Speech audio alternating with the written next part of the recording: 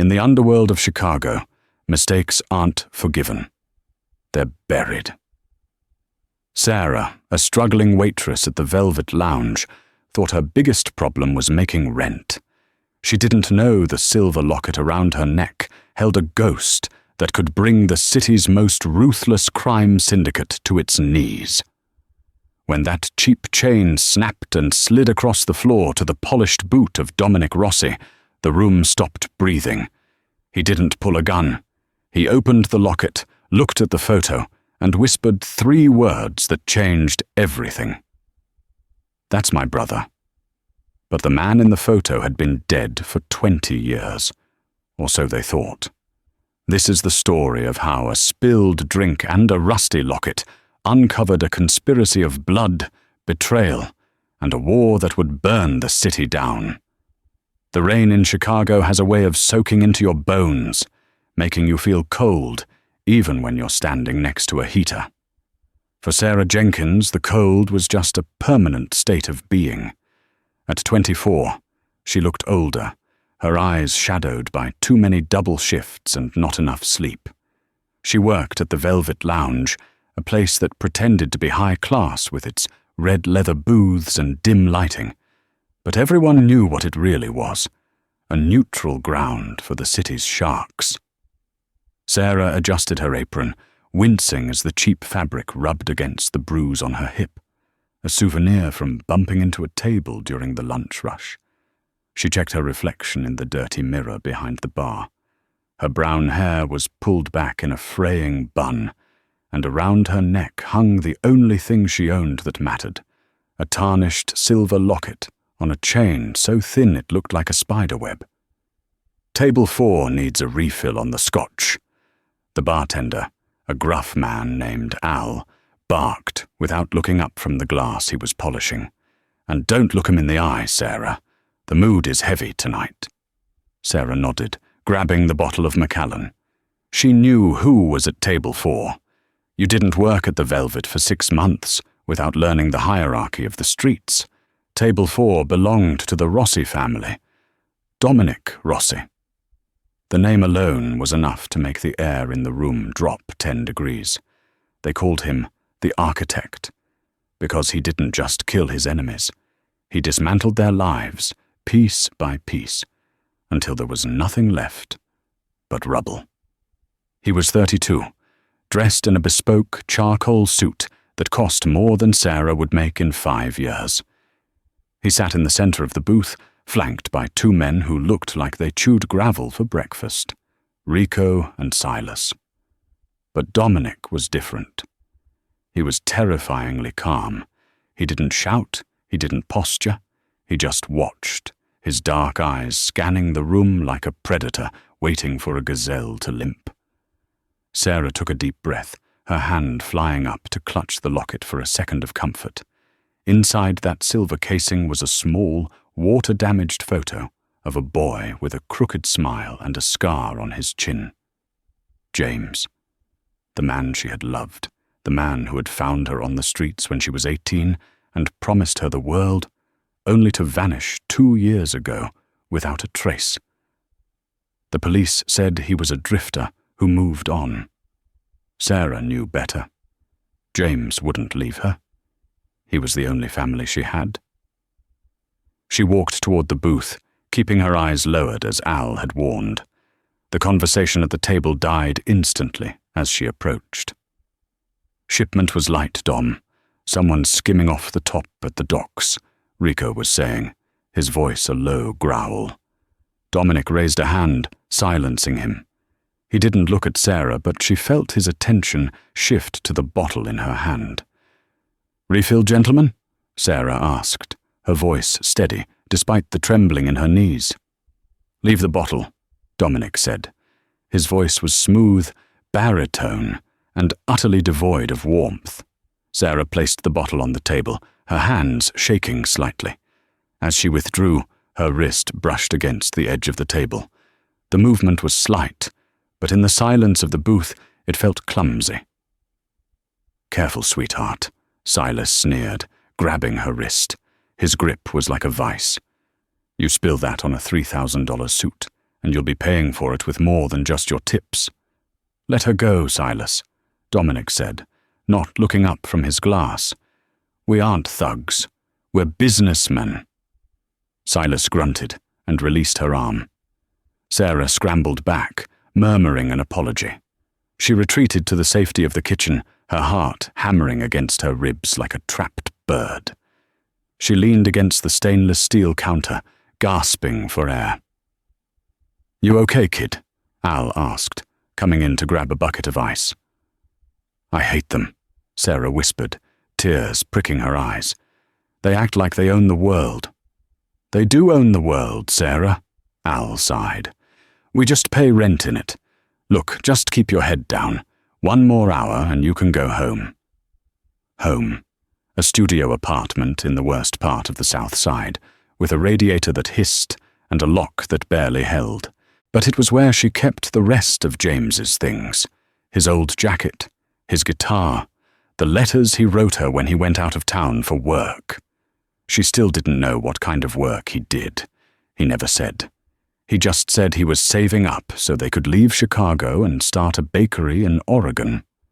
Sarah touched the locket again. "I miss you, James," she thought. "I don't know how much longer I can do this."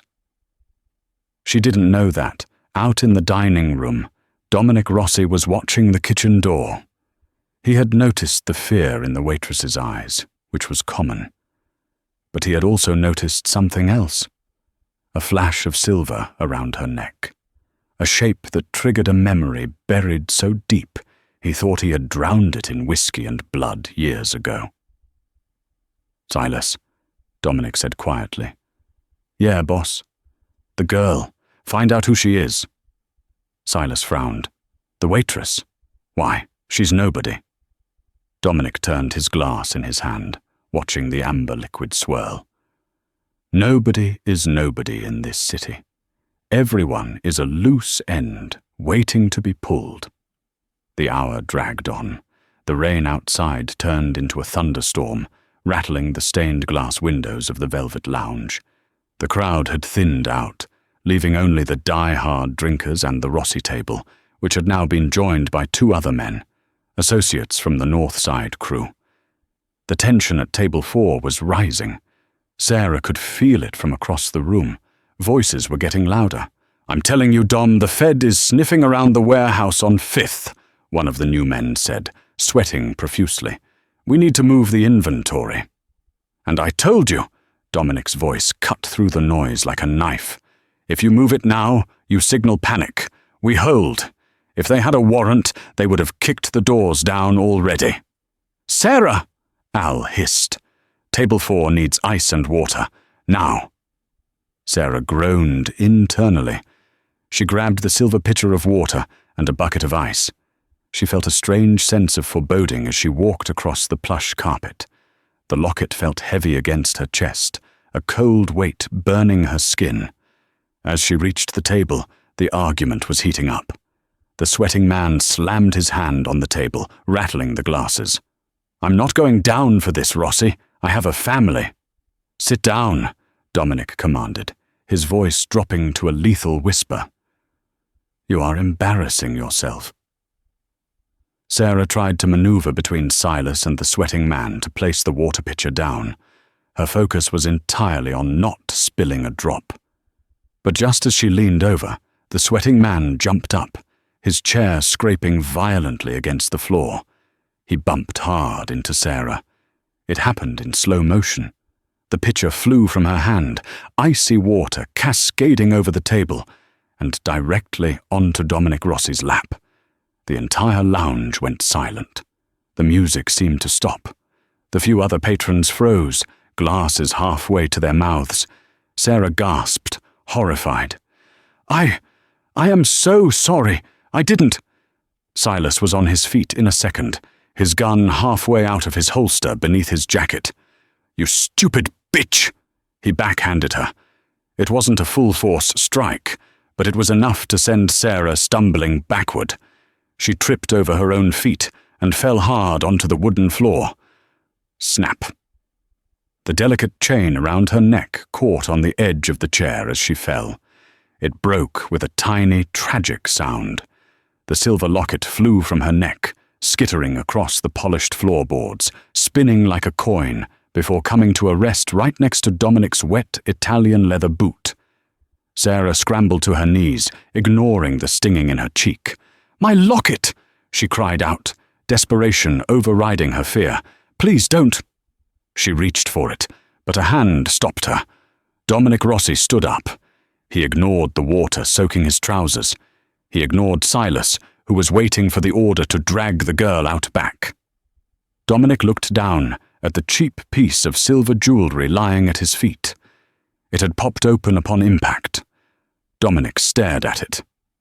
For a moment, the terrifying mask of the architect slipped. His eyes widened. His breath hitched in his chest. He slowly bent down, his movements fluid and precise, and picked up the locket. "Boss?" Silas asked, confused by the pause. "You want me to handle her?" Dominic didn't answer. He held the locket up to the dim light. Inside, the small, water-damaged photo stared back at him. The boy with the crooked smile, the scar on the chin. Sarah was trembling, tears streaming down her face. "Please," she sobbed, "give it back. It's all I have of him." Dominic looked from the photo to Sarah. His eyes were no longer cold. They were burning with an intensity that terrified her more than his anger. He took a step toward her, the locket clenched in his fist. "Where did you get this?" he asked. His voice wasn't angry. It was hollow, shocked. It's my boyfriend's," Sarah stammered, backing away until her back hit the bar. "He gave it to me before he left." "Your boyfriend." Dominic repeated the word as if it tasted like ash. He held the locket out, thrusting the picture toward her face. "This man, what is his name?" "James," Sarah whispered. "His name is James." Dominic closed his eyes for a brief second, a muscle in his jaw jumping. When he opened them, he looked at Silas. "Clear the room," Dominic ordered. "Boss?" "I said clear the room," Dominic roared, his voice echoing off the walls. "Everyone out, now, except the girl." Panic ensued. Patrons scrambled for the exits, throwing cash on tables. Al, the bartender, disappeared into the back office.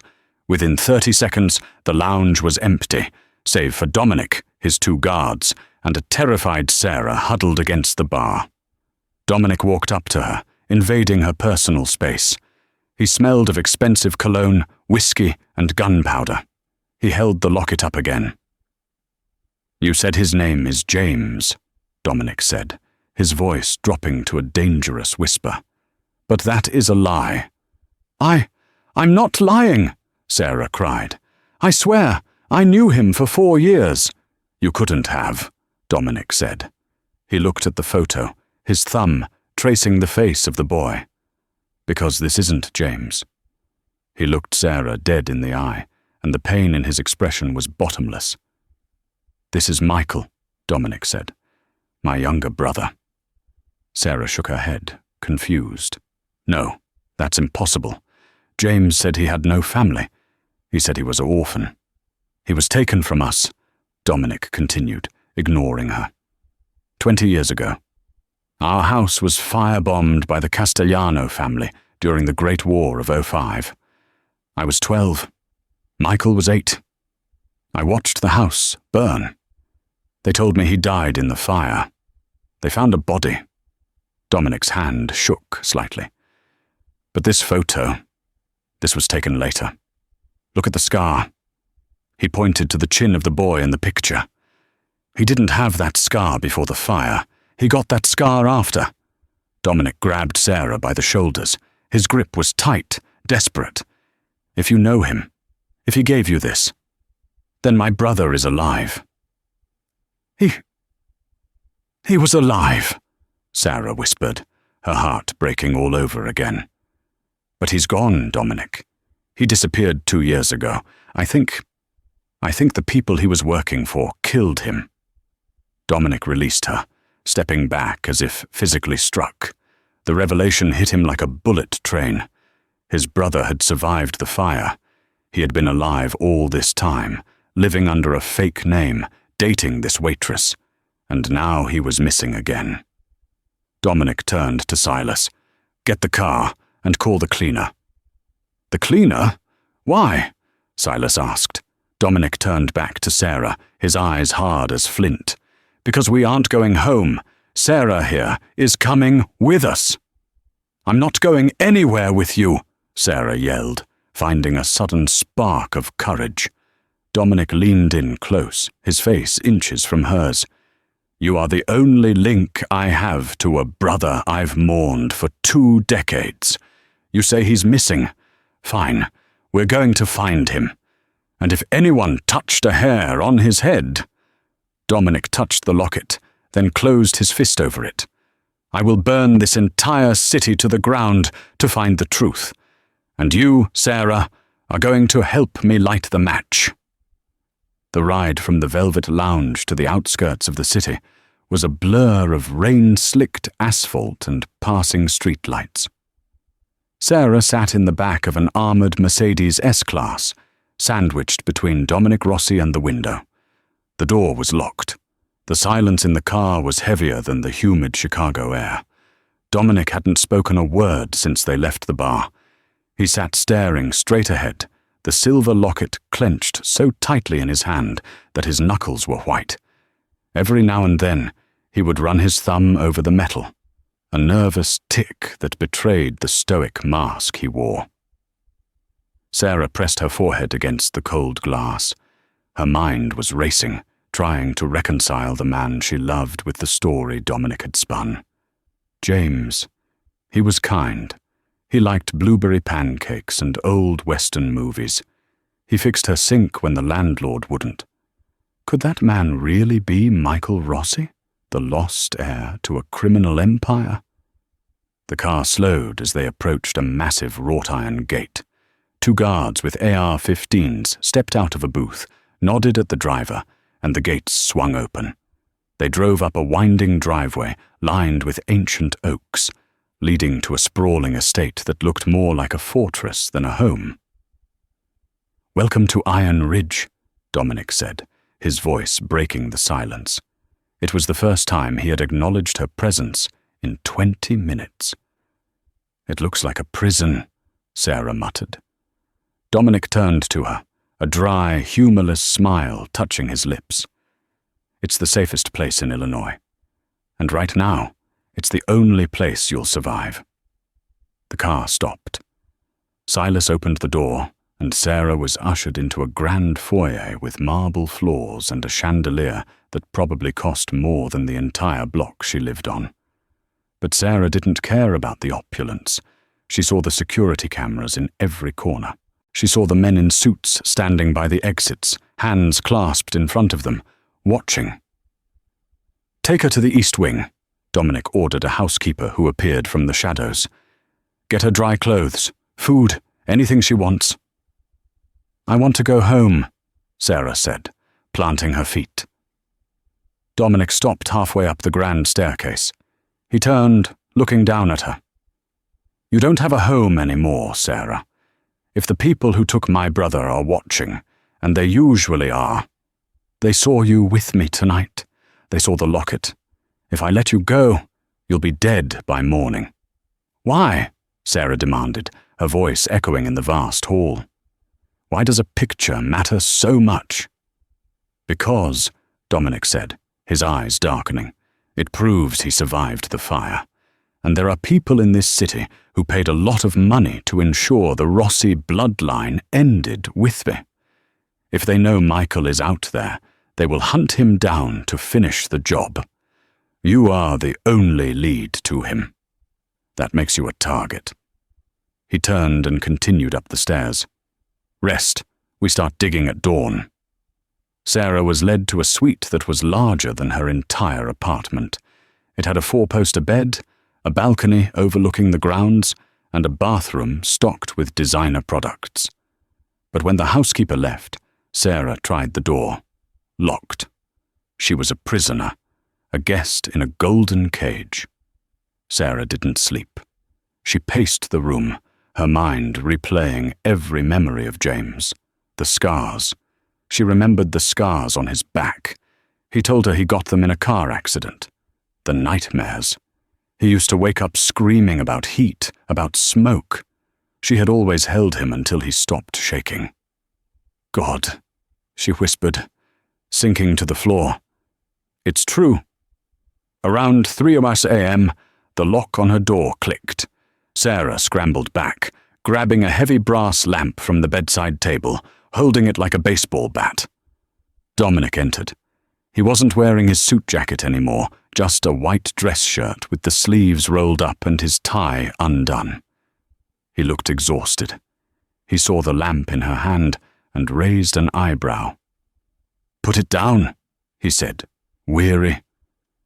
"If I wanted to hurt you, I wouldn't use a door key." He walked over to a small table and placed a bottle of whiskey and 2 glasses down. He poured one for himself, downed it, and poured another. "I need to know," Dominic said, sitting in a velvet armchair. "I need to know what he was like, the real him, not the ghost I've been chasing." Sarah lowered the lamp slowly. She saw the desperation in the Mafia Boss's eyes. It wasn't a trick. He was a grieving brother. He was quiet, Sarah said, sitting on the edge of the bed, keeping a safe distance. He liked to fix things. Clocks, radios, toasters. He said he liked making broken things work again. Dominic let out a breathy laugh, staring at his glass. "When we were kids, he used to take apart my father's watches. Dad would get so mad, but Michael always put them back together better than they were before." "He had a burn scar," Sarah said softly, "on his left shoulder, shaped like a starburst."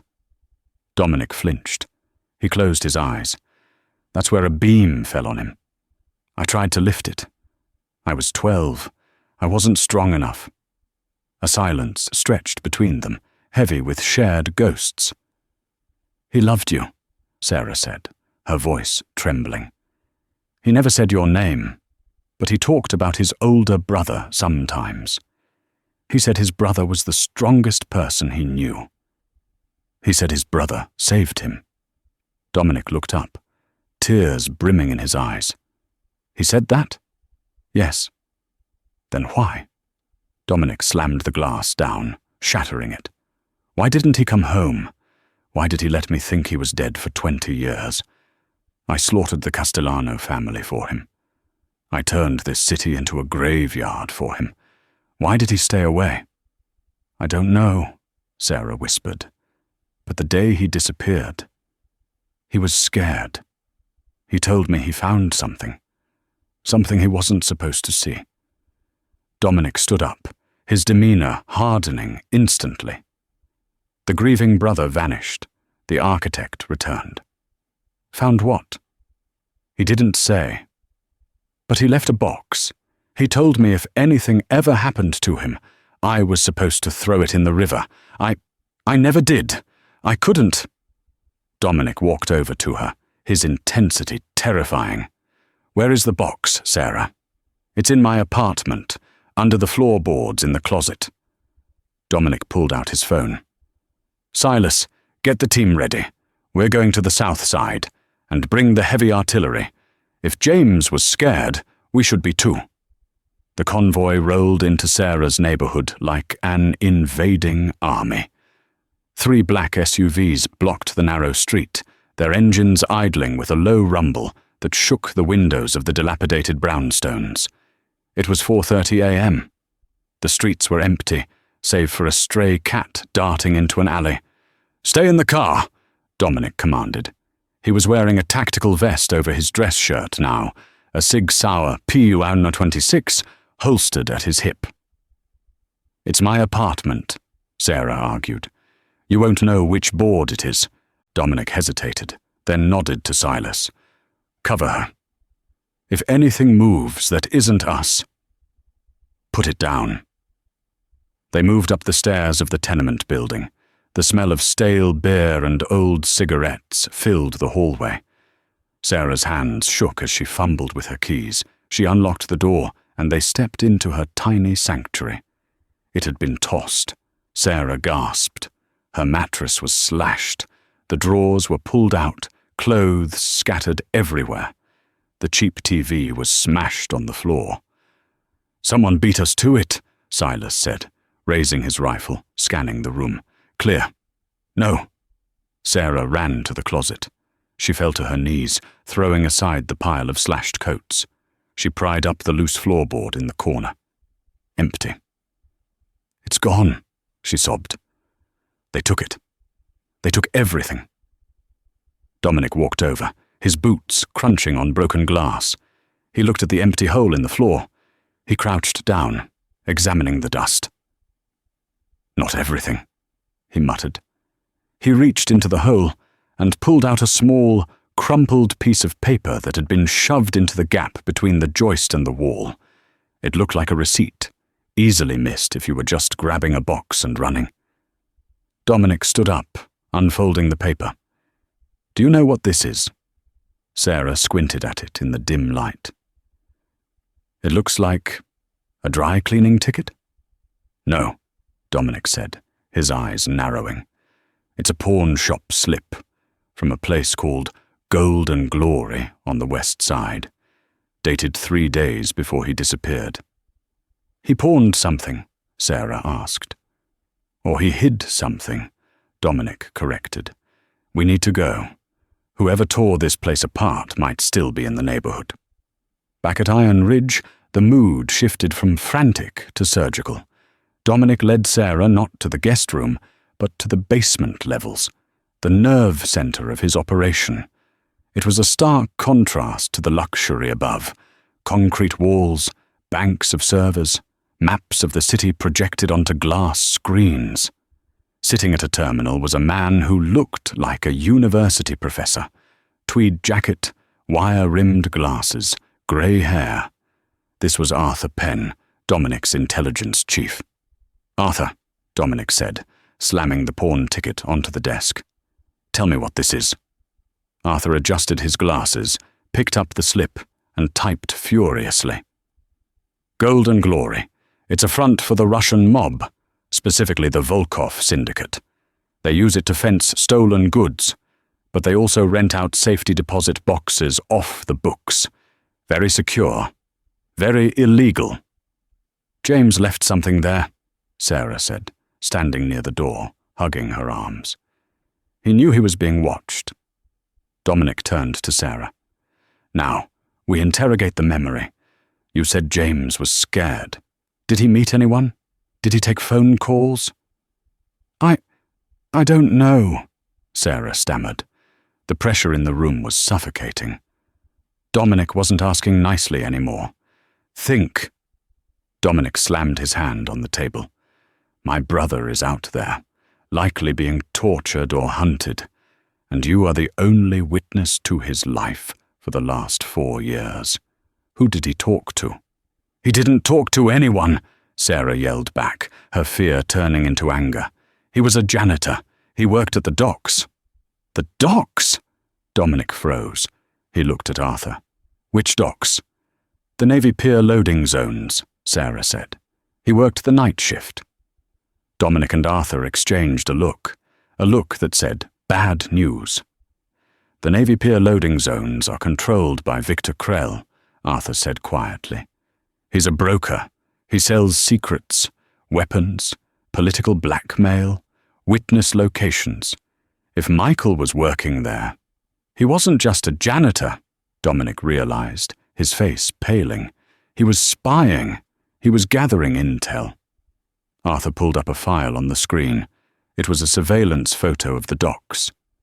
If Krell found out Michael was a Rossi, he wouldn't kill him.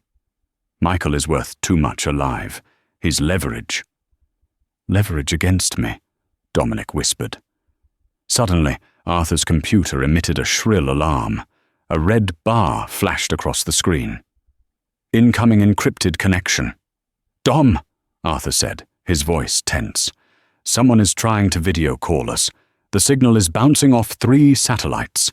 It's untraceable." "Put it on the big screen," Dominic ordered. The wall-sized monitor flickered to life. The image was grainy, shot in a dark room with a single overhead light. Sarah screamed. Tied to a metal chair in the center of the frame was a man. He was beaten, his face swollen, blood dripping from a cut above his eye. But Sarah recognized the chin, the crooked smile, now grimacing in pain. "James!" she cried, rushing toward the screen. Dominic grabbed her, holding her back. "Don't, he can't hear you." A figure stepped into the frame behind the chair. He wore a pristine white suit that clashed with the grime of the room. He was bald, with a tattoo of a vulture on his neck. Victor Krell. "Hello, Dominic," Krell said, his voice oozing through the speakers like oil. "It's been a long time. You look well. Better than your brother, at least." Krell placed a hand on James's shoulder. James, Michael, flinched. "Let him go, Victor," Dominic growled, his voice vibrating with suppressed rage. "You touch him again, and there won't be a rock on this earth big enough for you to hide under." "Tut, tut," Krell wagged a finger. "Threats are so 2015, Dom. I'm a businessman. I found this stray dog sniffing around my files 2 years ago. I kept him. Figured he might be useful one day. And look at that. Today is the day." "What do you want?" Dominic asked. "I want the shipping routes," Krell said. "The new ones you established with the cartels. I want full control of the South Side distribution, and I want it by midnight tomorrow."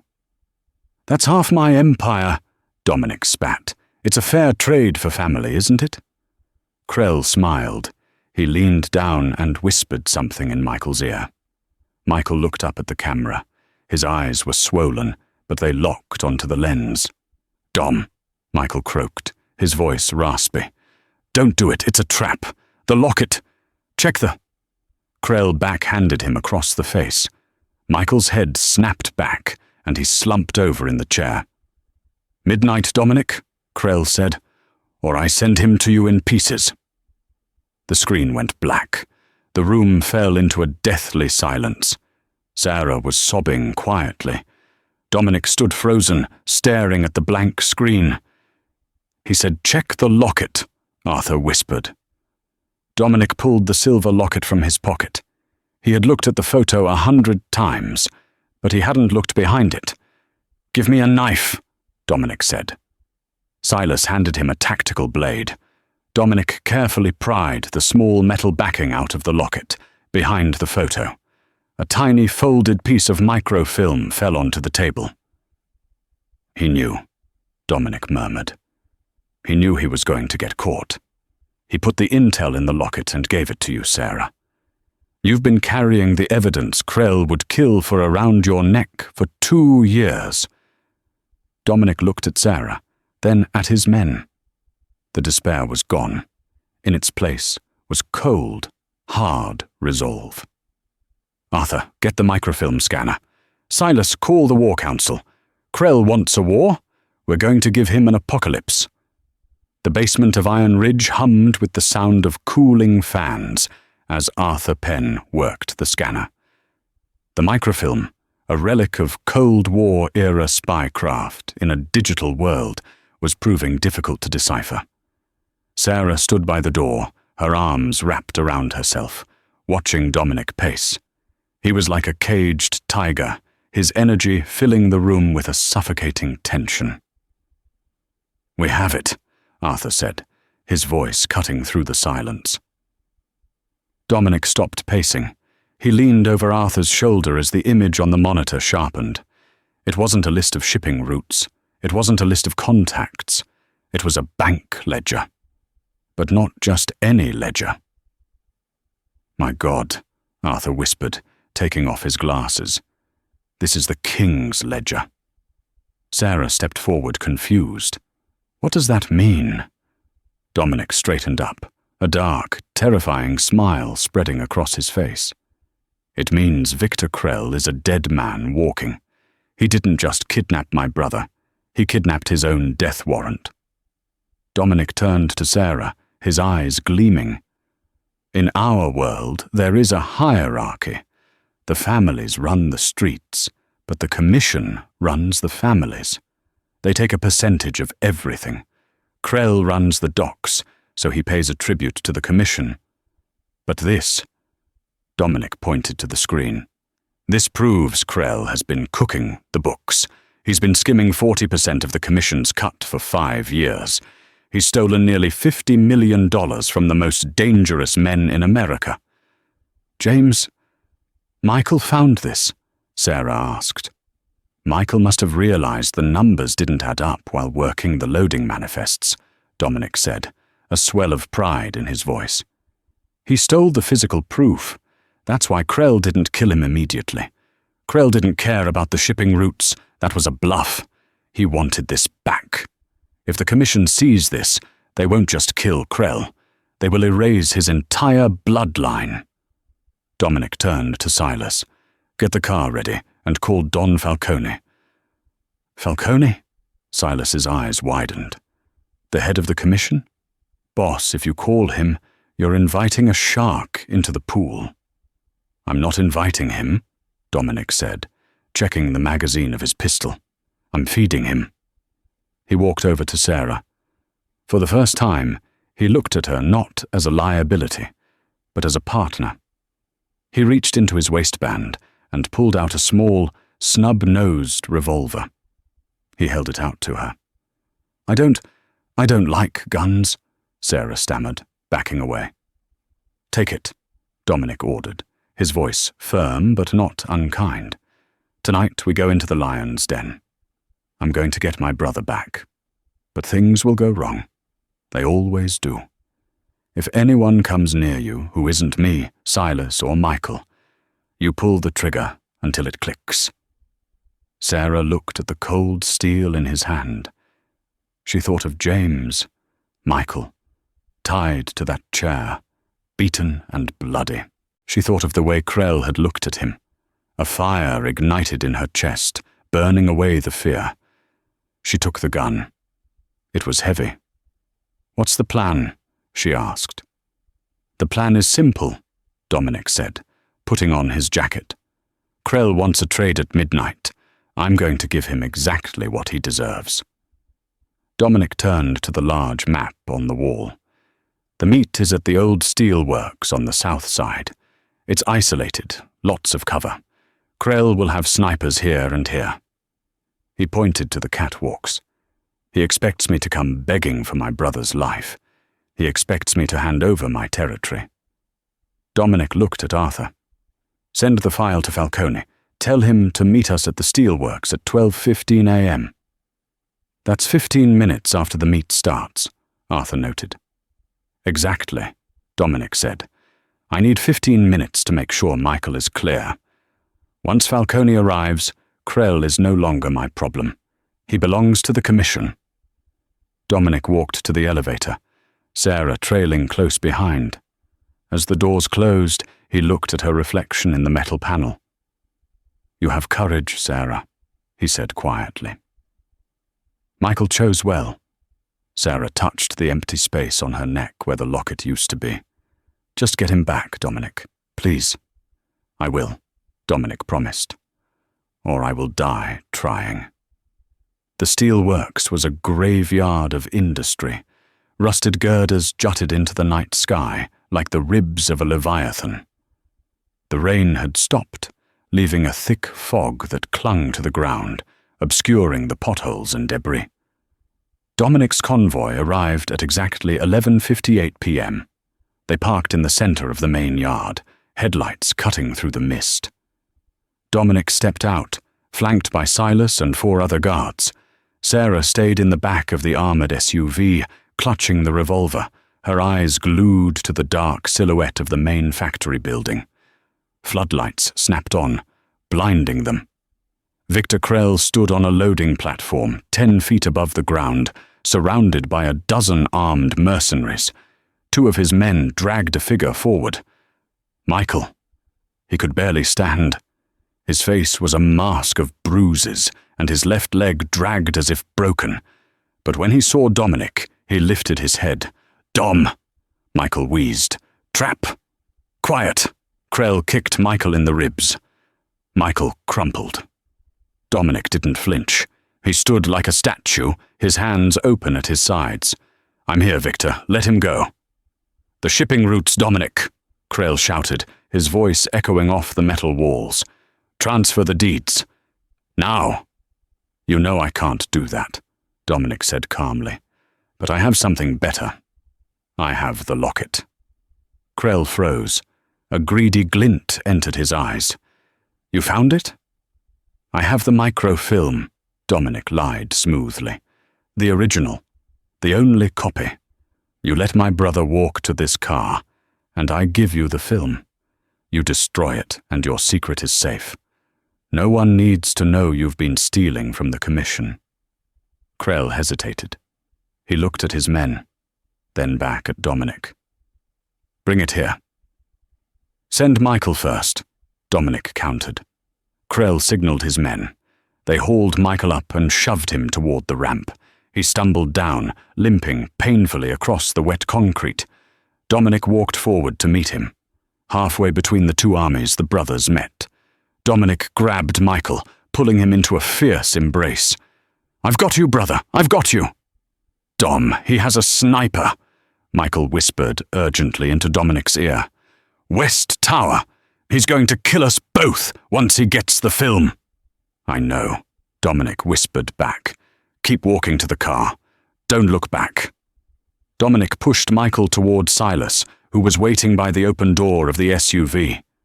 Sarah reached out from inside, grabbing Michael's hand, pulling him into the safety of the vehicle. She sobbed as she saw the state of him, wiping blood from his eyes. James! Oh God, James! Sarah?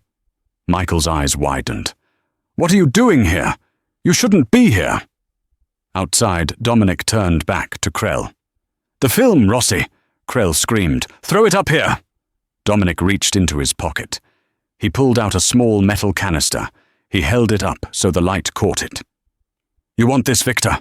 Dominic yelled. Catch! He threw the canister. It arced through the air, landing on the platform at Krell's feet. Krell scrambled for it. At that exact moment, the sound of heavy engines roared from the east entrance. 3 black limousines smashed through the chain-link gates, followed by a van filled with tactical enforcers. The lead limo bore the flag of the Italian consulate, a cover often used by Don Falcone. Krell looked up, the canister in his hand. He saw the cars. He saw the crest on the doors. His face went pale. Falcone, Krell whispered. Dominic smiled. I didn't give you the film, Victor. I gave you a decoy. I emailed the scans to Falcone 10 minutes ago. The doors of the limousines opened. Men with Tommy guns, an old-school touch for the commission, stepped out. An older man with silver hair and a cane emerged.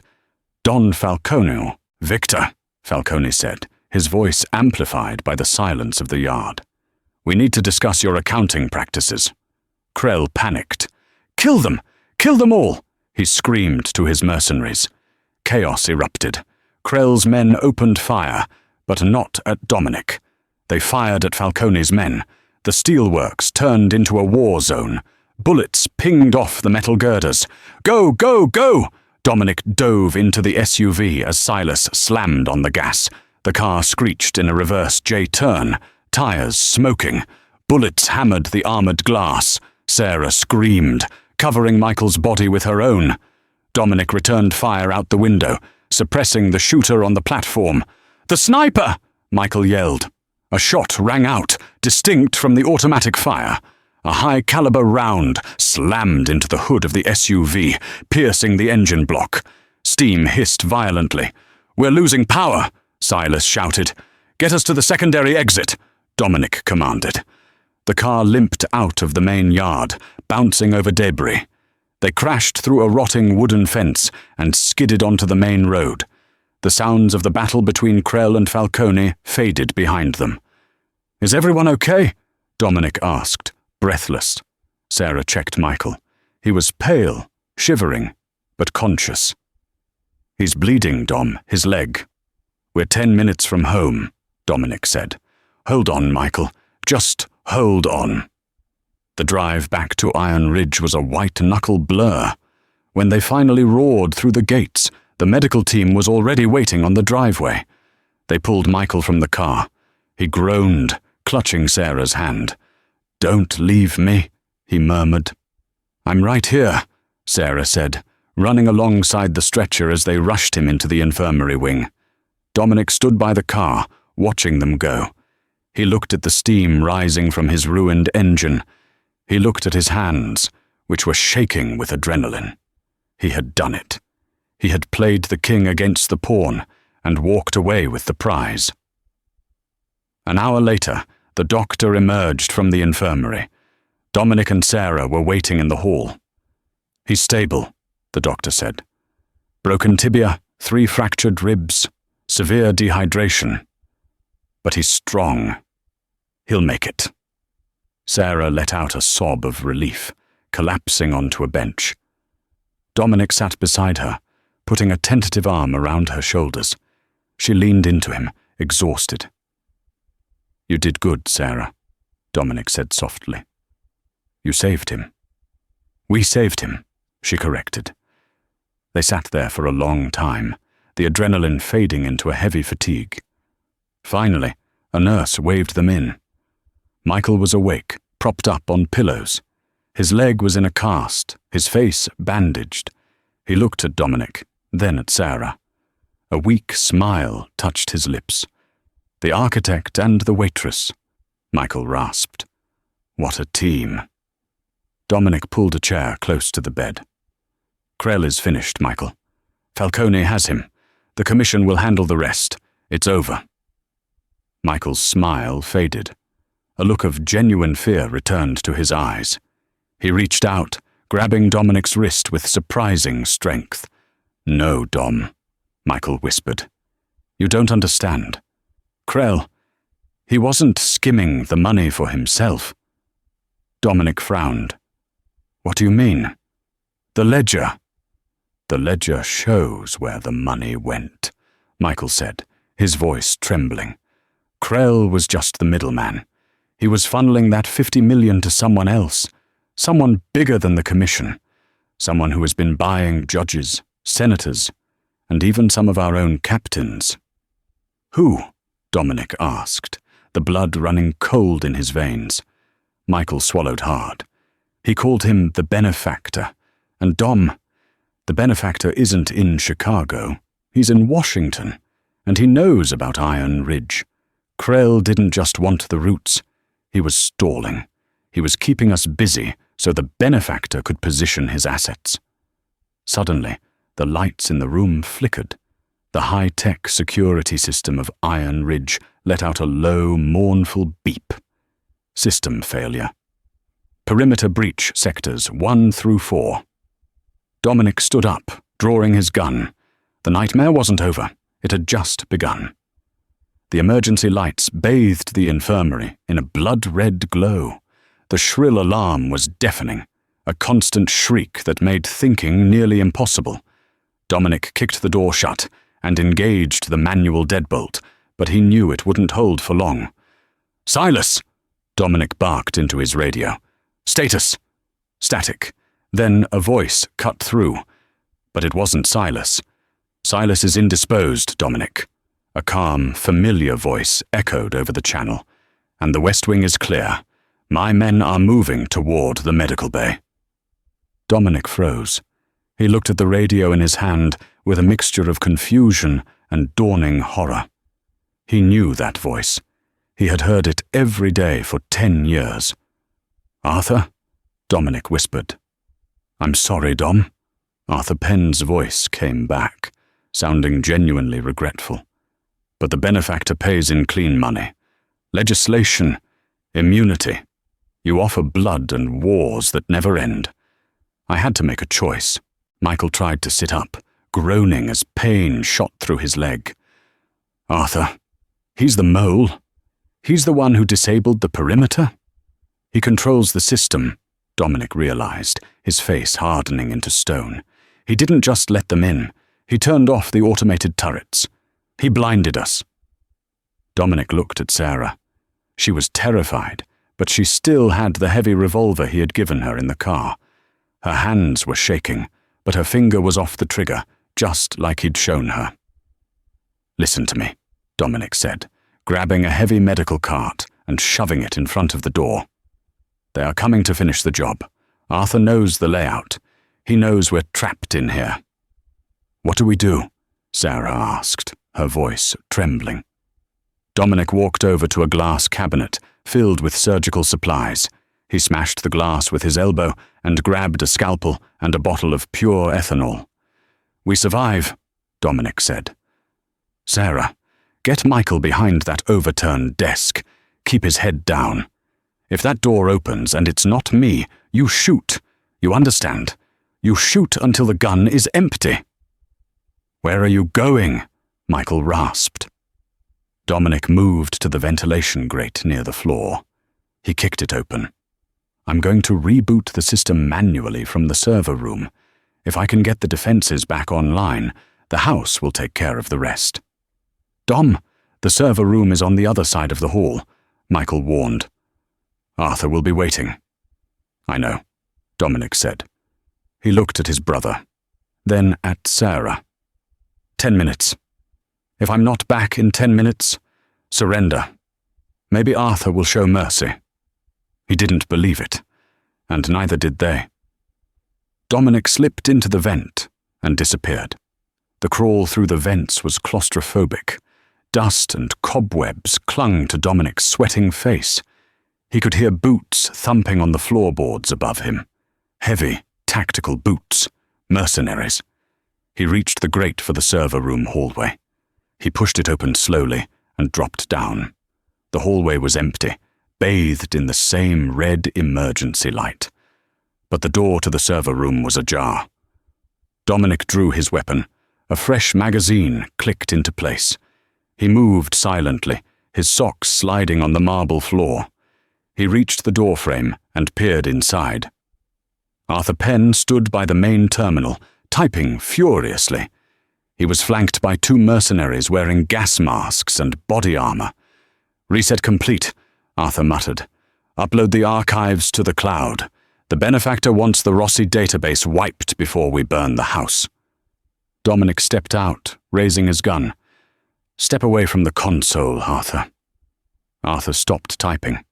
He didn't flinch. He slowly turned around, adjusting his wire-rimmed glasses. The mercenaries raised their rifles, but Arthur held up a hand. "Dominic," Arthur sighed, "I knew you wouldn't stay put. You always were stubborn." "Why?" Dominic asked, his voice tight. "You were my father's friend. You raised me after the fire." "And look what you became," Arthur said, gesturing to the gun. "A butcher." "Your father built this empire to protect the neighborhood, Dominic. You turned it into a slaughterhouse. The senator, the benefactor, he offers a way out, a reset. We give him the network, and he integrates us into the government intelligence apparatus. No more wars, just business." "You sold us out to a politician," Dominic spat. "For a pension." "I sold you out for peace," Arthur yelled, his composure cracking. "And for Michael, I tried to keep him out of this. Why do you think Krell didn't kill him immediately? I told Krell to hold him. I was trying to negotiate a extraction." "You're lying," Dominic said, stepping closer. "You're a traitor." Arthur shook his head. "Kill him," he said to the mercenaries. The 2 men opened fire. Dominic dove behind a rack of servers as sparks and plastic shards exploded around him. He returned fire blindly, the deafening roar of gunshots filling the small room. He clipped 1 mercenary in the leg, sending him sprawling, but the other one advanced, suppressing Dominic with a steady stream of automatic fire.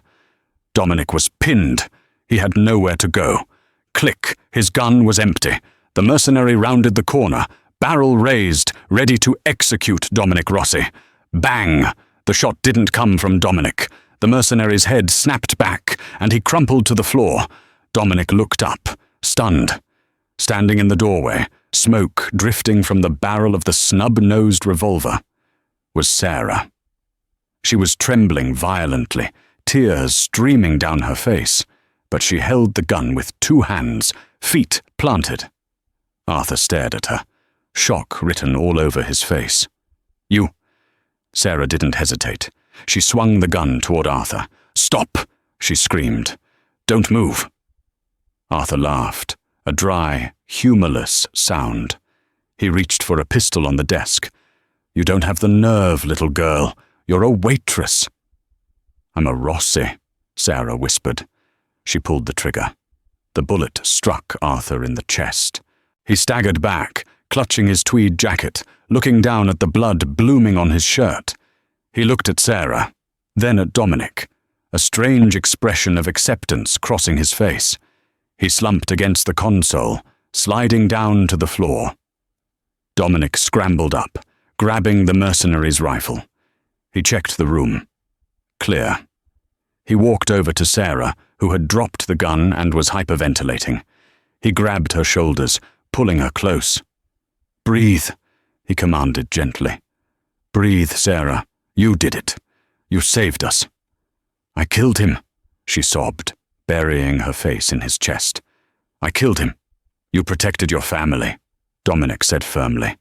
"There is no sin in that." He turned to the console.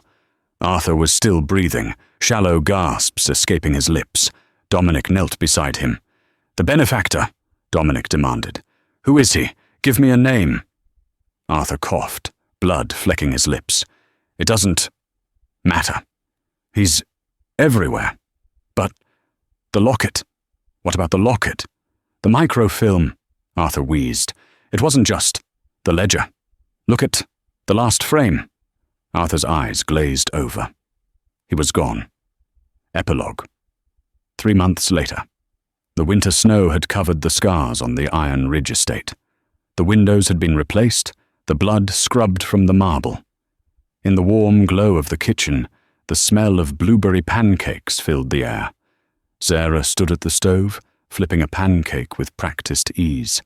She wasn't wearing a waitress uniform anymore. She wore a silk blouse and jeans, a diamond ring sparkling on her finger. Michael sat at the island counter, reading the newspaper. His leg was still in a brace, and he walked with a cane, but the color had returned to his face. The haunted look in his eyes was fading, replaced by the peace of a man who no longer had to run.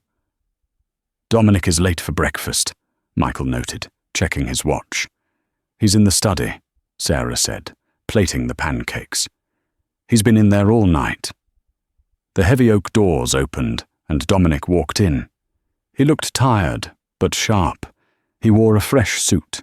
He walked over to the counter, grabbed a piece of bacon, and nodded at Sarah. "Good morning," he said. "Did you find it?" Michael asked, putting down the paper. Dominic pulled the locket from his pocket. He had had it repaired by the finest jeweler in the city. The chain was new, stronger, platinum. "Arthur was right," Dominic said. "We missed the last frame of the microfilm because it was encrypted differently. My tech team cracked it this morning." "And?" Sarah asked, leaning in. Dominic placed a photo on the counter. It was a grainy surveillance shot of a man shaking hands with Victor Krell. The man was Senator Reynolds, a high-ranking official on the Intelligence Committee. "Senator Reynolds," Dominic said. "The benefactor." "So what do we do?" Michael asked. "He's untouchable. He has the FBI, the CIA." Dominic smiled, the smile of the architect. "He thinks he's untouchable because he operates in the dark. But we have the light now." Dominic tapped the photo. "I sent this photo, along with the ledger, to every major news outlet in the country an hour ago. By noon, Senator Reynolds won't be a benefactor. He'll be a fugitive." Sarah let out a breath she didn't know she was holding. "It's over?" "The war is over," Dominic said. He picked up the locket and walked over to Sarah. "This belongs to you." Sarah shook her head. "No, it belongs to the family." "You are the family," Dominic said. He fastened the locket around her neck. If you hadn't dropped this, if you hadn't been brave enough to pick it up, we would still be lost. You brought my brother home, Sarah." Michael stood up and limped over, wrapping his arms around Sarah from behind, resting his chin on her shoulder. Dominic placed a hand on Michael's shoulder. For the first time in 20 years, the Rossi house wasn't a fortress. It was a home. Dominic walked to the window, looking out at the snow-covered grounds. The world was still dangerous. There would always be new enemies, new threats. But as he looked back at his brother and the woman who had saved them both, Dominic knew one thing for sure. They wouldn't face it alone. And that is the story of how a single broken locket brought down an empire. It reminds us that sometimes the smallest things, a photograph, a memory, a simple act of courage, can change the course of history. Sarah didn't have weapons or training. She had love, and in the end, that was the most dangerous weapon of all. Dominic Rossi got his brother back, but he gained something even more valuable: a sister. The underworld of Chicago is still a dark place, but for the Rossi family, the lights are finally on. If you enjoyed this story of betrayal, family, and redemption, please destroy that like button. It really helps the channel grow. Don't forget to subscribe and hit the bell icon so you never miss a new story. I post new true crime dramas every week. Let me know in the comments, would you have pulled the trigger if you were Sarah? Thanks for watching, and I'll see you in the next one.